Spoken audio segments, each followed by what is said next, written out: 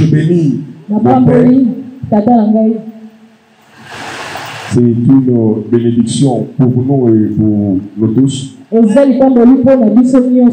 Si tu le crois, tu peux seulement acclamer Dieu.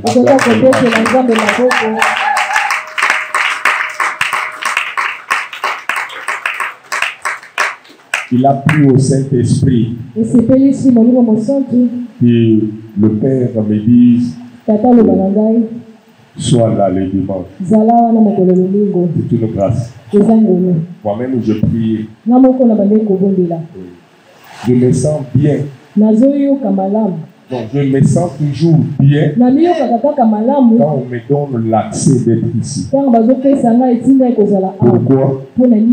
À chaque fois que je passe ici, il y a toujours un miracle qui s'opère dans ma vie. À chaque fois que je sers ici, il y a toujours une bénédiction qui me suit. Même quand je n'ai pas besoin de cette bénédiction, elle me suit toujours. Et quand les occasions comme ça ne me sont pas données, je me donne la peine et je me dis, hey, j'ai un problème avec Dieu. Amen. Puisque je me sentirais serviteur si je sers. Puisque je vais parler de servir. Alléluia. Amen. Et que Dieu bénisse notre Père puisque nous sommes là. Mais ma joie est que tu es là. Nous sommes une grande famille. Tu es réellement mon frère et tu es réellement ma soeur. La même chose avec la personne qui est à tes côtés. C'est l'amour du prochain qui doit booster dans nos cœurs les choses dont nous cherchons, dont nous aspirons. L'amour est la clé. On va ouvrir les portes. Quand tu aimes ton frère et ta soeur, tu ouvres la porte de bénédiction. Même la personne qui ne te connaissait pas, il va te connaître. Laisse alors que Dieu bénisse ta présence. Ce matin, je voulais parler de deux serviteurs et deux types de services.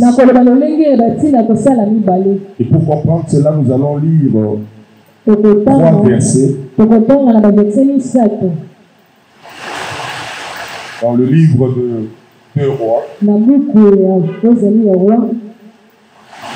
2 Rois chapitre 5. Nous lisons le 2e verset et le 3e verset. Nous sautons pour lire le 20e verset. C'est-à-dire 2 Rois 5, 2 à 3. Nous sautons, nous lisons 20. Je fais la lecture au nom de Jésus. Or, les troupes de Syriens étaient sorties et avait amené du pays d'Israël une petite jeune fille comme captive.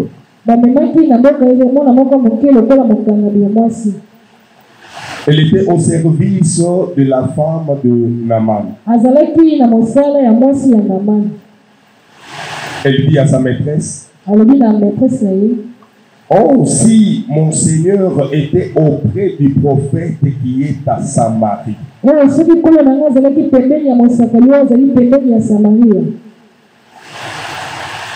Celui-ci le débarrasserait de sa lèpre. 20.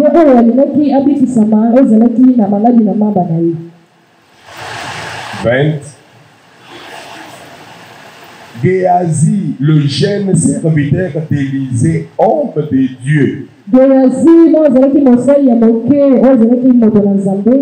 s'est dit, voici, mon Seigneur a ménagé Naaman, c'est Syrien, en n'acceptant pas de sa main ce qu'il avait apporté. L'Éternel est vivant. Je vais courir derrière lui et j'en obtiendrai quelque chose. Parole du Seigneur.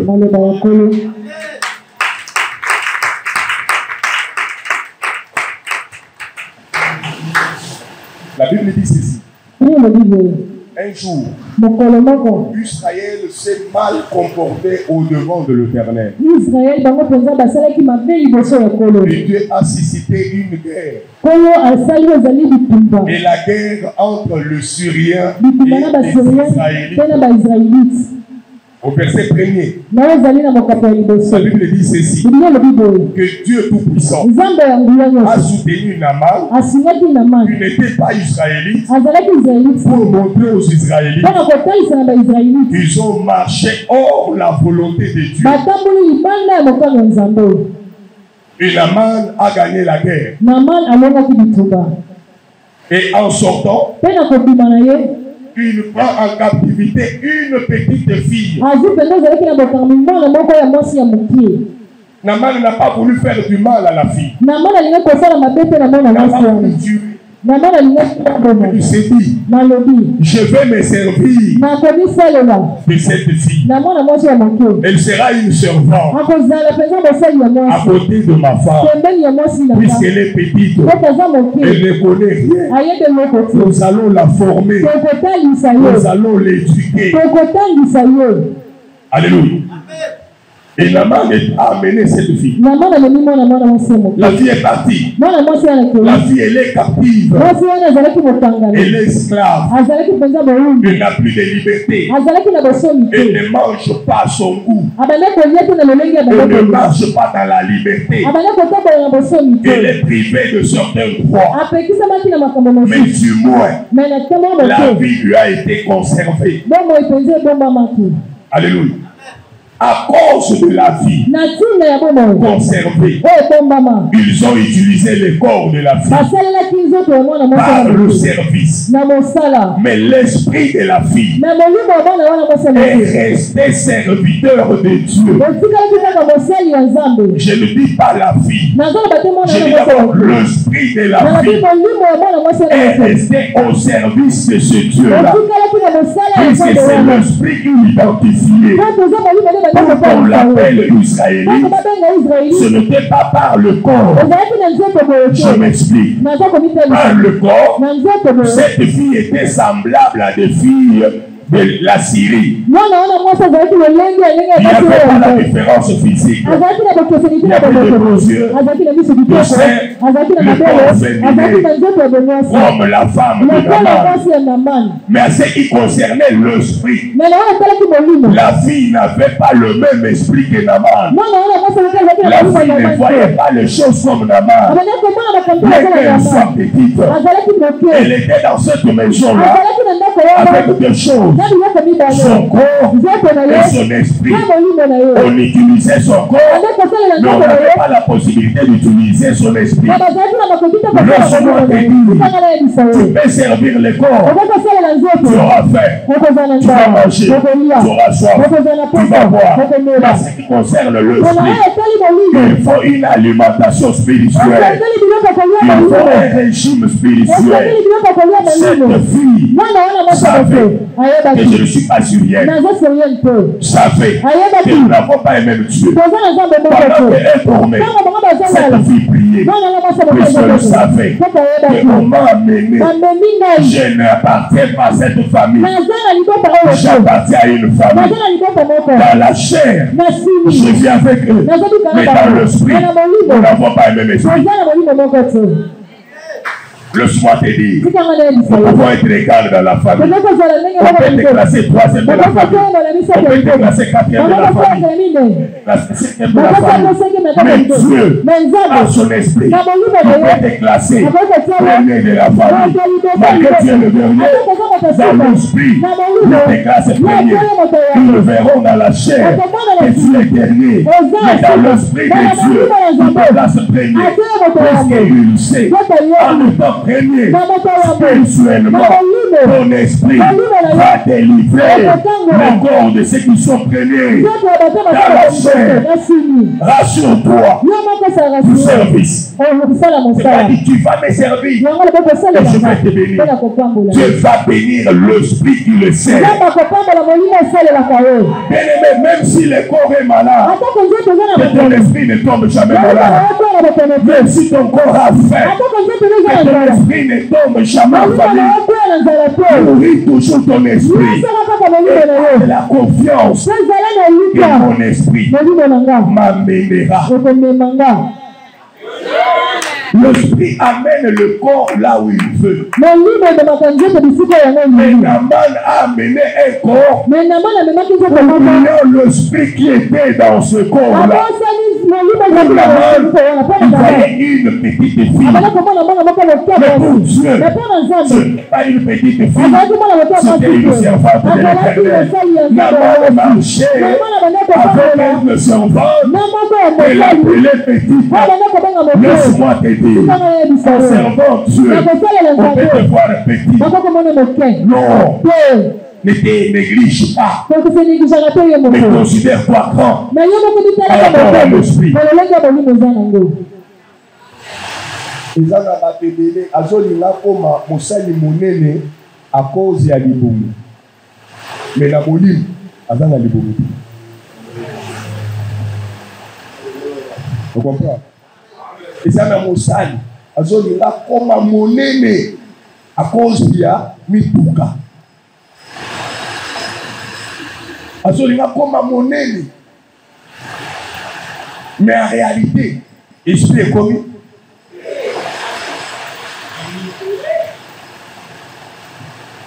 Alléluia.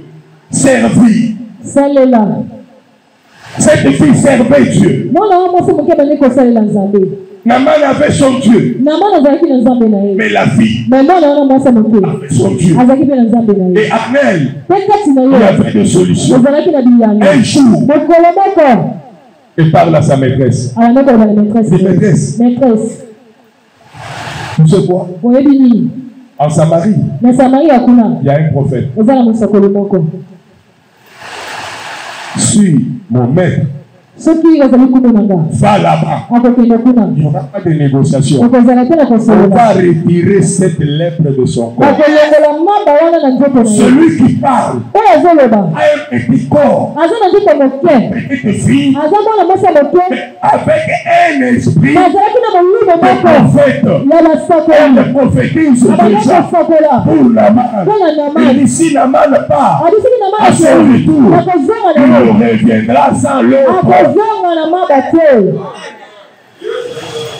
C'est cette fille qui prophétise. D'abord sur le corps de Naaman.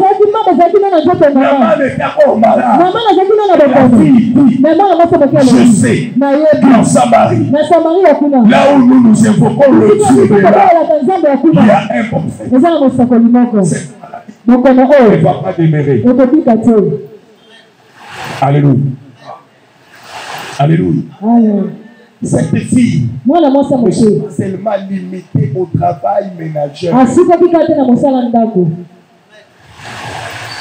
Une petite parenthèse. Maman, même si tu as des tâches de famille, trouve-toi un temps pour servir Dieu. Même si tu as un grand bureau, comme le bureau de Fatih, trouve-toi un temps pour nourrir l'esprit. La fille a prophétisé. Et sa maîtresse a pris la chose. Elle va le dire à son mari. Il dit, chérie, tu sais quoi? Cet enfant m'a dit que dans leur pays, il y a des prophètes. Si tu pars, tu vas ôter cette La lèpre n'empêchait pas aussi Naaman d'être le chef d'armée. Naaman azalaki chiwewe na bango na Syrie. Ah bon? Il se promène avec de garde-corps. Il a une sécurité. Il peut décider de la mort d'une personne. Il peut décider de l'emprisonnement d'une personne.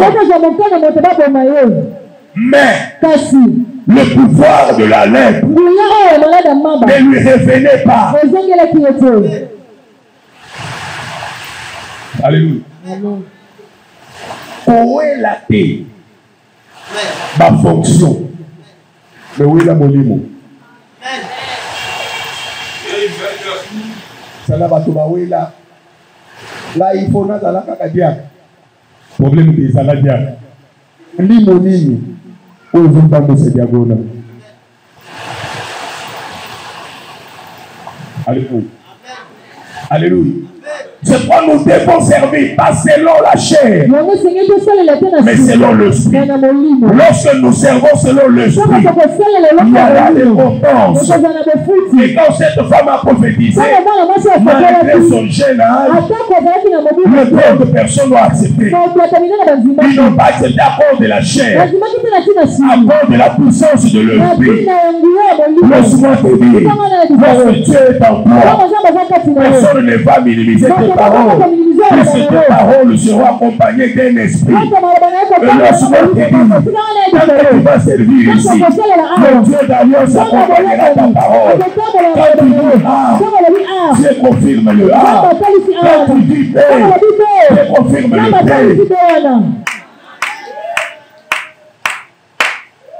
Wow. Alléluia. Amen.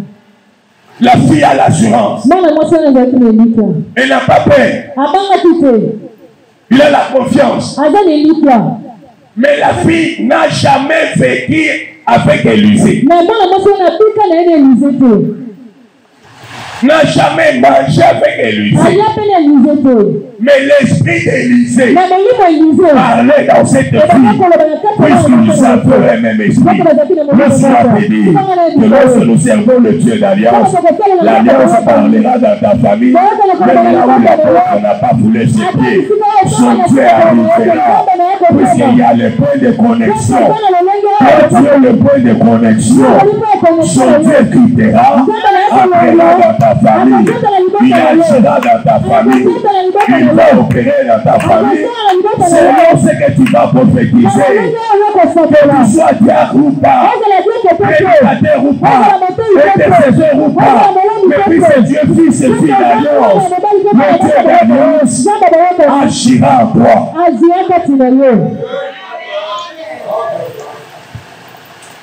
Akamba molimo eza so mwana mokazo sakola déjà que nous sommes tourner aux kitoko mais nanu amoni yango te nanu ayeba pete ndenge nini batretaka lèpre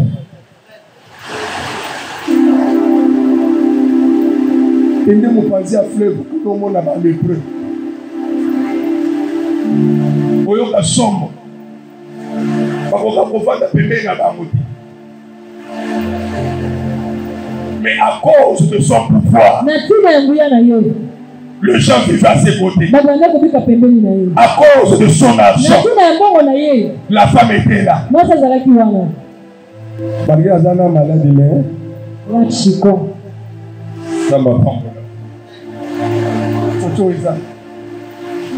Quand même, parce que moi, si il y a un commandant, attends, il y a un commandant, on est à maladie à Maba. Alléluia. Il n'a pas de soucis de la guérison de son mari. Non, ça ce n'est pas un problème. Mais ça c'est que c'est mon mari. Avec le repas, il est le chef d'état-major général. Je marche avec les cortèges. Ça c'était la gloire que cette femme avait. Mais pour la fille, c'était une honte d'avoir quelqu'un comme chef, mais pourtant une maladie aussi honteuse. Laisse-moi te dire, le Dieu d'alliance ôte toujours la honte devant ceux qui le servent. Amen. Amen. Je me répète. Le Dieu d'alliance ôte toujours. Je ne dis pas qu'il ôtera. Non, je dis qu'il ôte toujours. il ôte toujours. Même si maintenant, il y a une honte préparée pour moi sur cette route. Avant que je le sorte, le Dieu va ôter la honte. Puisqu'il est mon Dieu, il ne me laissera pas dans la honte. Amen. La fille a fait son travail. Il revient à Naman. Naman a cru. Il dit, mais comme je suis chef, je dois demander l'autorisation. Tu comprends que c'est un chef ou bien un chef ordonné. Il sait servir son chef. Il va demander au roi l'autorisation. Il dit, roi, j'ai besoin de me déplacer. Puisque j'ai eu une information. Tu vois la petite fille qui vit avec moi. Laisse-moi te dire la vérité, roi. C'est une fille que j'ai amenée. Lorsque nous sommes allés à la dernière guerre, je voulais la tuer. Mais tu n'as pas tué cette fille. Je voulais me servir d'elle. Mais elle m'a donné une information. Laisse-moi te dire, si on t'avait invité par l'information à la porte de Dieu, rassure-toi que l'information qu'on t'a fait donner, c'est une information vraie. Moi, je te confirme. Si on t'avait dit qu'ici, il y a la guérison, je te laisse dire qu'il y a la guérison ici. Il y a la solution ici. Il y a le remède ici. Ce n'est pas une information, mais c'est une prophétie pour toi. Si on t'a dit, viens ici, Dieu va te visiter. Certainement, Dieu a une visite pour toi. Tu as une solution. C'est ce qui s'est fait. Naman a dit, j'ai pas l'information. Je dois aller signer le document. Alléluia. Lorsqu'on a signé le document est allé au roi. Oh! La problématique n'était pas charnelle. C'était le problème spirituel. Le roi, en recevant la carte, il dit ceci. Le la bête qui se trouve à l'imoso. Dans la zone de l'Issus. Alors, comme on dit, il faut pas y aller jusqu'au moment. À quel moment il y a un homme, à quel moment il y a un biloko. Seulement, s'il y a un homme, il y a jusqu'au jour. Alléluia. Laisse-moi te dire, à chacun son service. On chante leur service. Aux intercesseurs, leur service. Au protocole, leur service. Aux fidèles, leur service. Aux adorateurs, leur service. Aux serviteurs, leur service. À chacun son service. Ce n'était pas le service du roi. C'était le service du prophète. L'information arrive aux oreilles d'Élisée. Ce n'est pas le même sentiment. Le roi fait peur. Mais Élisée dit, oh roi, tu t'inquiètes pourquoi? Envoie-les ici. Ici, il y a des solutions. Bien-aimé, je t'informe. Si dans votre famille, la malédiction vous fait peur à la porte de Dieu, la malédiction ne nous fait pas peur. Si les envoûtements terrorisent dans votre famille, ici à la porte de Dieu, les envoûtements ne terrorisent jamais.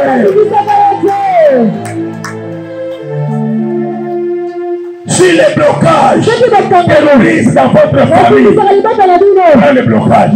Amène ça ici. Il y a un Dieu solution ici. Il y a un Dieu solution ici. Nous seulement. Viens. C'est pas ton problème. La guérison. C'est pas ton problème. C'est le problème de l'esprit. L'esprit établi ici. Guéri. L'esprit établi ici. Délivre. L'esprit établi ici. Consort.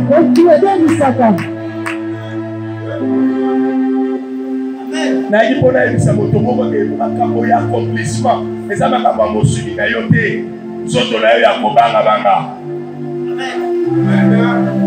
nyonso moto akolengalenga ya makambo ya molimo oyo mpona bato milimo elengaka te. Yes. Ata tozomona molili tozobanga te po Bible ebiso biso molili koumela se kote okopole kongenga pole makambo ya bénédiction tokolenga te ata toza na chômage Nzambe abakisa mabubi.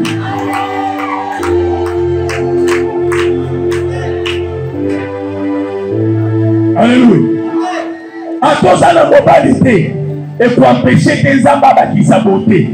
Donc bakomi otonga il faut ezala zaka na makango aza te Saint-Esprit aza makango na ngai bisika bazomona na mabe ya sukoli bisika na buto elingaki etika tasi wana eza makambo ya mosuni te ya mafuta mpe te ya savon te.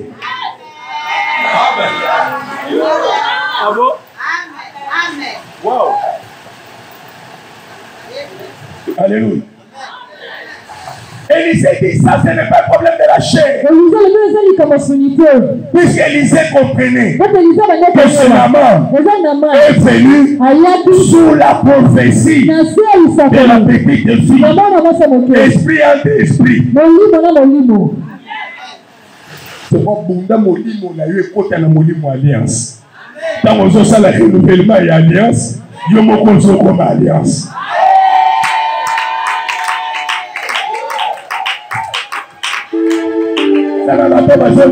Le 2 juin, à Zoya le rôle spectateur, Poya Kota, c'est Bela Molimo Nayo, et Kota na 2 juin, wana, et que yon chose à la renouveler, ma casse à la renouveler, au Komamoto Yasika, tu vois l'Issa Koleza déjà, Malomik est à renouvellement, c'est-à-dire yon chose à renouveler, ma camono se songa Sika, Bolenge la songa.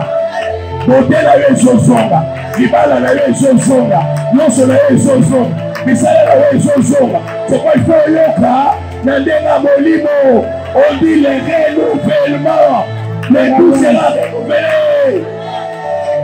J'ai dit le tout sera renouvelé. Amen. C'est une grande fête. Puisque nous devons servir un esprit. C'est quoi ce qu'on dit dans Thomas? Nous avons Thomas gagné tout le monde. Pour le moment, on a un camp au temps où on a un des dignes. Mais nous avons un charismatique. Nous avons un charismatique. Vous avez des amas pour la Thomas, des amas pour la Thomas. Qui était pas beau.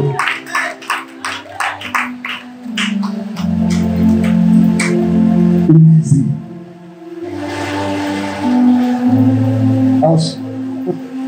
Papa père.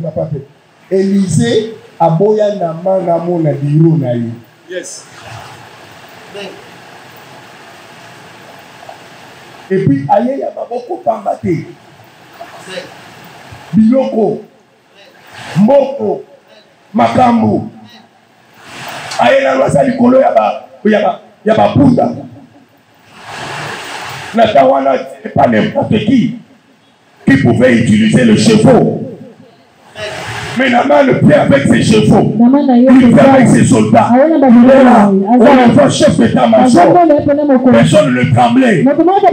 Laisse-moi te dire, un bon serviteur ne tremblera pas devant un administrateur spirituel. C'est vrai. Yes. Attends la côté présidence. Awa na kolengi sate. Yes. Pour awa molimo ya alliance ça la gani. Elengi ça. Donc on a motuka 3 jours ya veste. Il m'a commis ce veste à Roma papo. Moya ya église. Attends monsieur. Alléluia. Élisée, il n'accepte pas. Il dit ceci.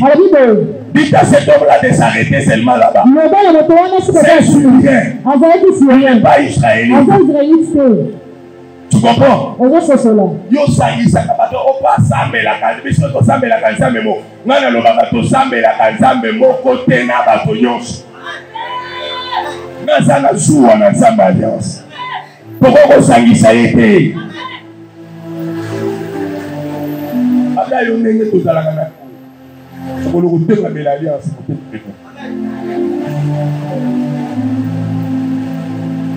alliance eza lokola kuna nde somona moto azozwa makambo anglikane azolinga ya nango boye mpona anglikane ata batongi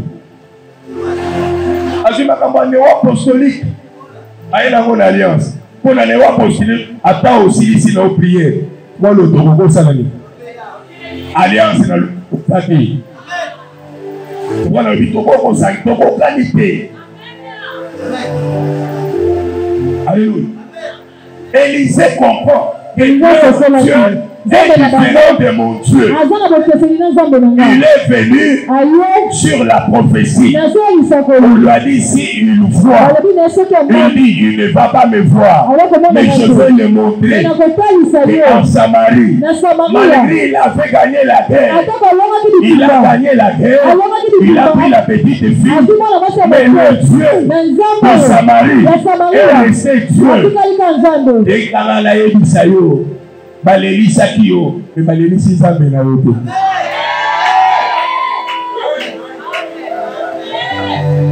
Bakumbwaka na chambre mais bamema chambre bakozonga te.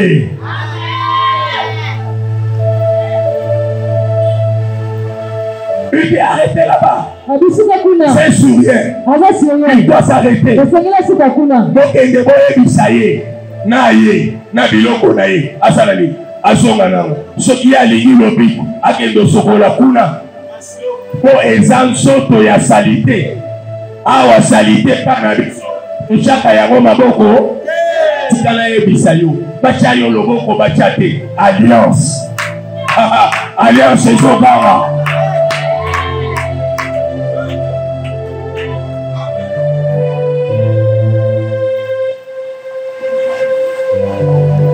yo kutani batio lobo alors ya programme alliance batio lisusu lobo bazina mafuta ba o chef d'état major amona ya moté ayela yango amona telonga Élysée amona elonga Élysée te tikana yebisa yo moto ya miyebi ya miyebi oza église ya moke stratégique na kwa ya lulu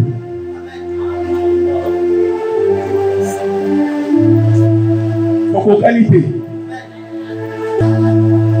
Mais pendant que Élisée dit ces choses, il y a un serviteur à côté d'Élisée. C'est Géasi.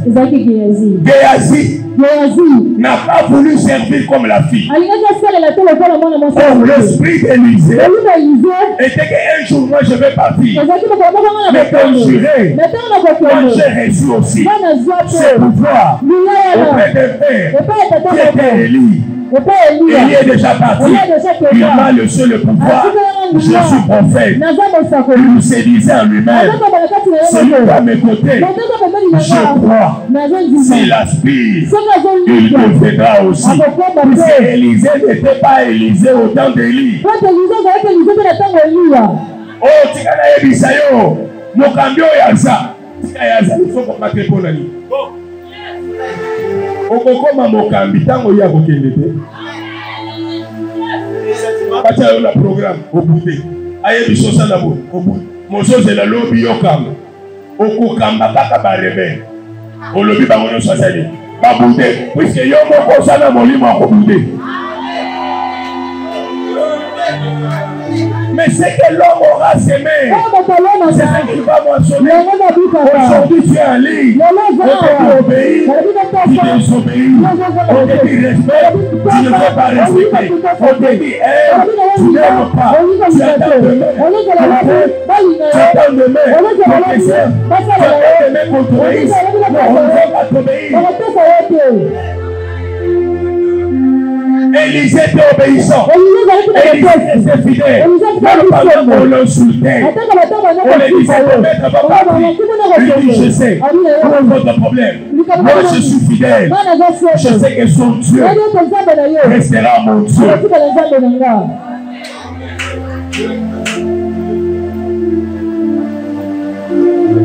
Là, c'est bien. voyage beaucoup aux États-Unis et il y a pour Thomas. Bon dimanche, tout bien gagné, tout pas là. Pour continuer, il y a failli, ne te comprendre il y a failli dans la gamme de ta présence là. De la gamme de la boue.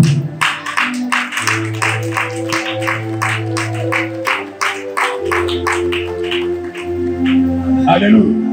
Oui. Élisée servait. Élisée voulait communiquer cela à Géasi. Mais Géasi n'avait pas la même vision. Lorsqu'on parle de la vision, en juin, il y a une vision, le renouvellement. Tu dois renouveler ton esprit, tu dois renouveler tes pensées, tu dois renouveler tout ce qui est en toi. Makambo ya kalawana, obaloli yango.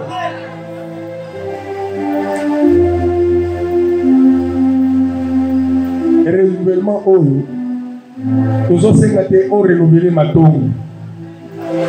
Zamba pambola mena. Pour que la bateau ait un renouvellement, on a renouvelé l'alliance, il a renouvelé même à tout. Le droit, abandé par la mort coton à ma camboalioté. Et la makuto ya a son baquet là-bas, mais là, il y a un bien. Il y a un renouvellement pour aller là-bas. Pour rien à modèle naïf. Et que Babichot, on est catalogue, Basou Lukanan. Ce qui parle de Yabo, et quand on a besoin de côté Inde, de côté Nigeria, Baso Luka. Le problème est que là-bas. Mais l'esprit maintenant, il sera renouvelé de quelle forme? Si le forme charnelle, nous souffrons pour avoir le modèle. En dehors de ça, il faut des chaussures, il faut des foulards, quel modèle, c'est très bien. L'esprit aussi doit être renouvelé au modèle du Saint-Esprit. C'est pas nous qu'il faut comprendre que l'événement, c'est un événement spirituel. Ne pas charnel, même ton $50 ne représente bien par rapport au renouvellement.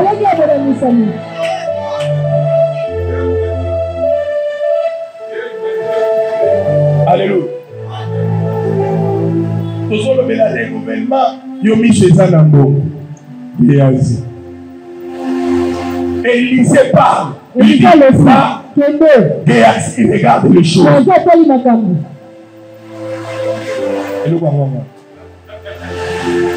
Pourquoi qu'il va se faire ma cambozoba? C'est-à-dire, il y a mon que non.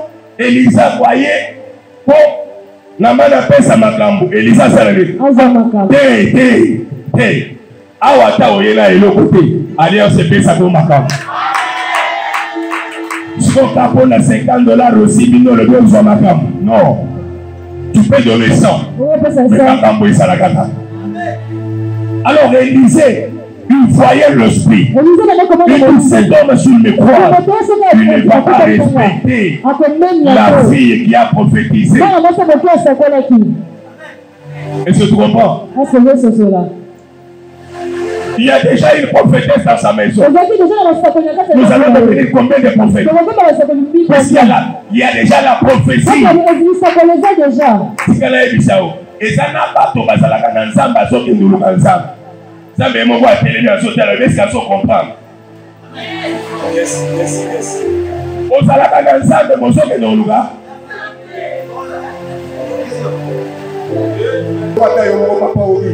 Comment on commence sur le protocole?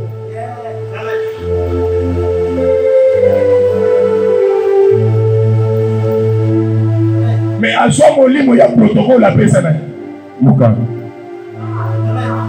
So Mukambe ya protocole tilelo.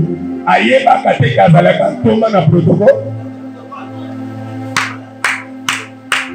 So ya wana basota kayo. Bayebo ebisanto. Boyo moko miyeba te. Elisa boyi bakoko sote mwana wana te. Ngai nazo bakisa maloba. Na oyo mwana wana sakolaki. Alobaki akozonga na guérison. va te laver dans tes affaires. Mais rentre avec la guérison que la vie a prophétisé. La vie a déjà dit. Tu vas rentrer guéri. Moi je confie. La guérison est là. Je prends ta lettre comme la salité. Va l'eau. Va la lever le pire.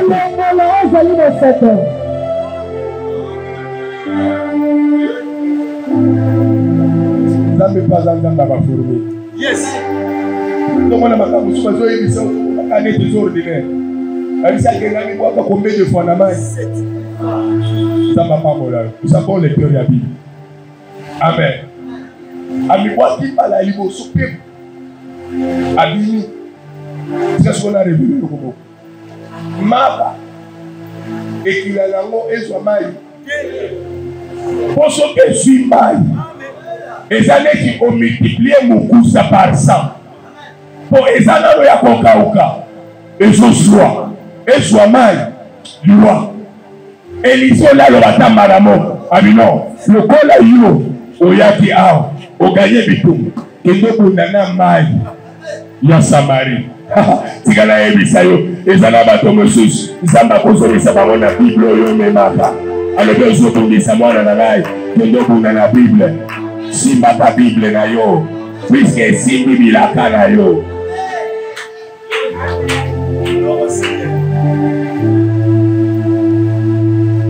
Allez-moi qui 6 fois. La 7e fois. La 20 fois la 7e fois. Allez ici bango. Dans la Bible. Alors biso qui na quoi qui. Et qui guérisse. Et pessamité. Le gars n'a pas Élysée wana te. Na ozongela. Na ozongana no kuna. Mosakoliwa na mokena salari na katamu. Après bon na zoko. Na ya koluka ye musakuja muko. Non, laisse-moi te dire, on ne tuera pas ton Dieu. On ne tuera pas tes promesses. Même si on voit que c'est une petite promesse, elle finira par se réaliser. Personne ne n'ôtera la promesse de l'Éternel devant de toi. Tant que tu vas servir Dieu, Dieu va te bénir. Tant que tu serves Dieu, Dieu va se souvenir. Et l'autre pour la 7e fois. Il sort. La Bible dit sa peau est devenue comme la peau d'un bébé.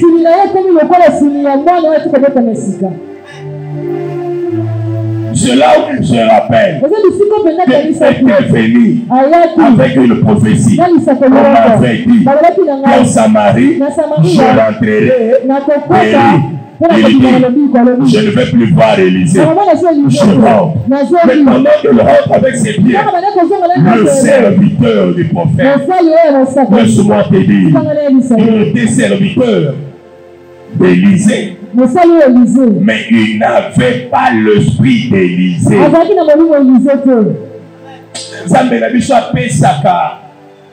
Mais à qui pakate oyo toyaka nango.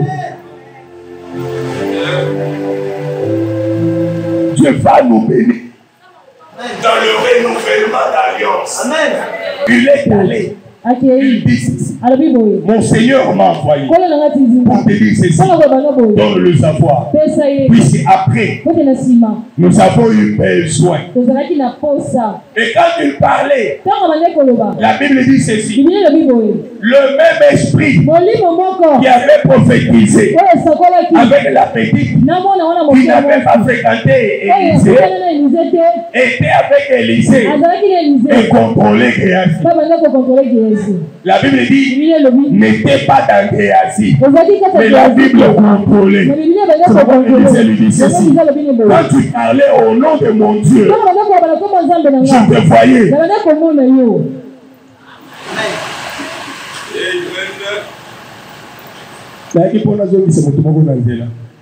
Même tant au Kosaka, la combo et alliance, dans l'alliance à télémarage. Amen.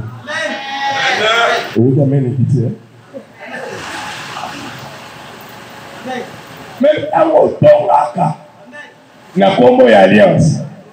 Alliance est à la ramade. Et ça fait Amen.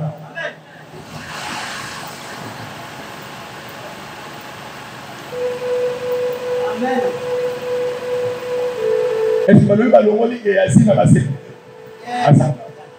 Mais quand tu parlais, ce n'était pas avec le même esprit qui animait Élisée. Il y avait de la convoitise.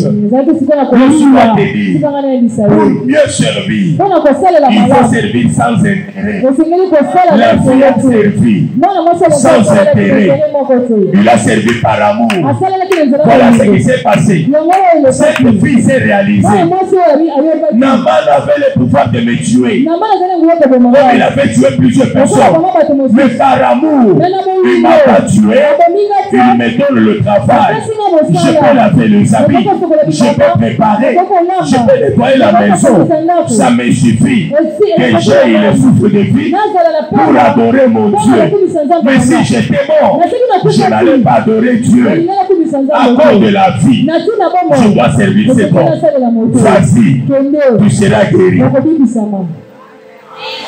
Alléluia. Mais Géasi, c'est que Élisée avait besoin qu'un jour, Élisée sert le Dieu d'Élisée. Géasi sert le Dieu d'Élisée. Élisée pensait bien. Mais Géasi pensait mal dans son cœur. Il méditait mal. Il n'avait pas la bonne vision. Il n'avait pas la même vision. Mais il était à côté.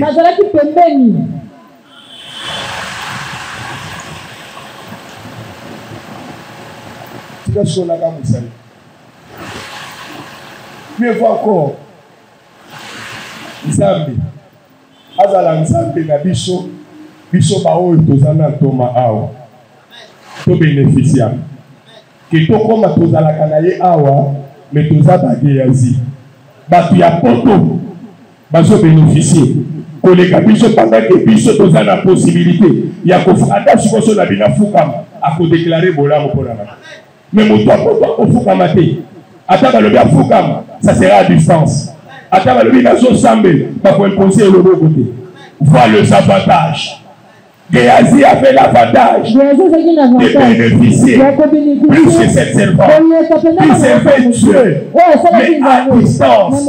Laisse-moi te dire, il y a des gens qui ont minimisé la grâce, qui ont minimisé le don à cause de la présence physique. Ah, ne néglige pas que l'apparence ne te trompe pas. Je dis que l'apparence ne te trompe pas. Sinon tu vas pleurer comme Géasi. Géasi est rentré. Pendant que l'esprit qui a enlevé la lèpre sur Naaman avait laissé cette lèpre dans l'eau. Maintenant Élisée dit ceci pour te confirmer que si la lèpre est partie, ce n'est pas à cause de bien. On ne pouvait pas échanger le bien avec la lèpre. Tu as le bien, non? Je rajoute la lèpre. Subis maintenant la souffrance. Il subissait Naaman. Il avait le bien et il avait la lèpre. Mais moi je voulais qu'il reste avec le bien pour bénir la servante qui était là-bas. Mais toi tu as voulu prendre le bien. Prends aussi la lèpre. Et ça n'a pas de problème.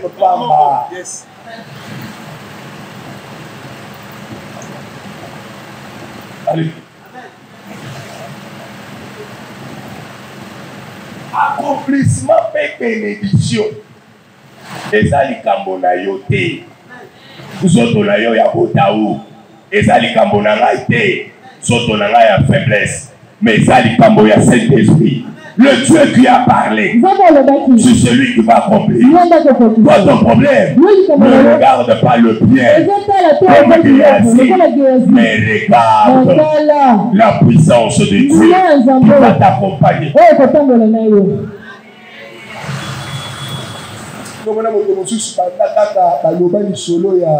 Papa le frère. Avec le passeport, je vais l'ambassade à Pologne. Oh,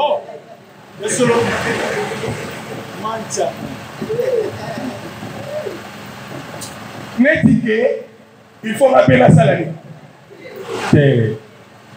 Formule là, ils ont beaucoup côté.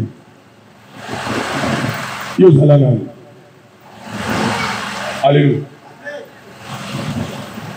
Donc, ici, on a besoin de voyager. Avion. Maintenant, on a besoin de encore Fatia négocier dans Qatar Airways. Le 1er juin déjà, il y a Qatar ils ont mis ma bateau. Si on a un contrat, il y a un avion et il y a en attendant pour servir, mais Qatar Airways. Au sommet de Qatar Airways, il y a c'est ça, on n'a pas fait. Donc, ici, on a besoin de voter. Mais quand on a ça, comme ça, on a soufflé du choc. Parce que nous, qui était pour la voyage à la mission. Là, ce qui est là, il y a le fait, on a aussi dit, on a réussi à la porte des cieux aux États-Unis. Parce que c'est un ambassade. Parce qu'on a besoin que les États-Unis. Pour ça, il y a des gens qui sont c'est-à-dire ceux qui n'ont qu'aux États-Unis 2 semaines. Et puis, voyage à Rome, c'est un frais d'émission. Ce que vous avez dit, on a dit la ligne de Bélagi déjà. Quand on a dit un César, c'est un ancien amour. Alléluia. Mais je ne suis pas comme moi, Zambie. Que y a si à son milieu que la makambo. A éviter les namana yé. N'ayez pas de bénédiction. Si la que la bénédiction de ton voisin, c'est un signe qui témoigne qu'il y a un Dieu ici. Il y a aussi une bénédiction. Mais laisse-moi te dire, là où la fille était, les hommes de la foyer, elle était renfermée, elle était esclave, on pensait si on la laisse à la liberté, elle va fuir. Mais l'esprit a choisi la captive.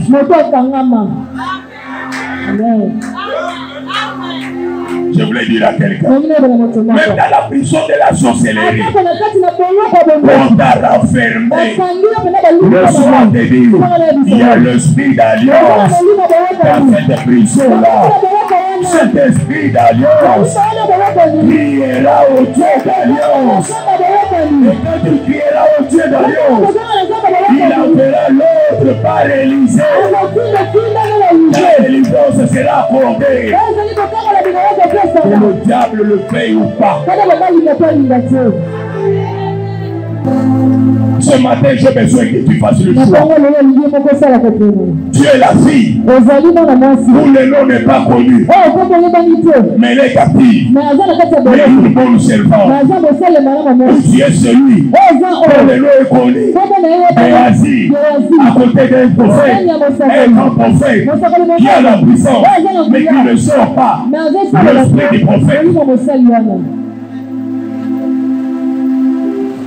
Alléluia. Tu peux te retrouver dans une entreprise où Dieu n'existe pas. Mais ta présence fera que Dieu pénétrera.